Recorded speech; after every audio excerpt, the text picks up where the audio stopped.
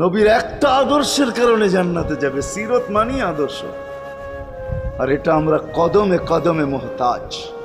কেননা এই ছোট জীবনটা যদি গ্রহণযোগ্যতা পর্যন্ত পৌঁছাইতে হয় আল্লাহর কাছে, চাই নারী হই, চাই যুবক হই, চাই বৃদ্ধ হই, যেই মানুষই হই না কেন, যেখানেরই হই না কেন, যেই বাসারই হই না কেন, যেই বর্ণেরই হই না কেন, যেই পেশারই হই না কেন, যেই সোসাইটিরই হই না কেন, এই জীবনটাকে যদি গ্রহণযোগ্যতা পর্যন্ত পৌঁছাইতে হয় কার কাছে? দুনিয়াওয়ালাদের কাছে না, মালিকের কাছে, যিনি এক ফোঁটা পানির থেকে অস্তিত্ব দিছেন, যার কাছে আবার আমাদেরকে ফিরা যেতে হবে।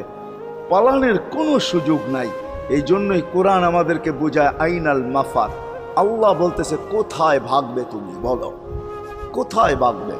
কবির কথাই সত্য, যদিও নাকি পালাও তুমি আকাশেতে লাগিয়ে সিঁড়ি, সিঁড়ি লাগাও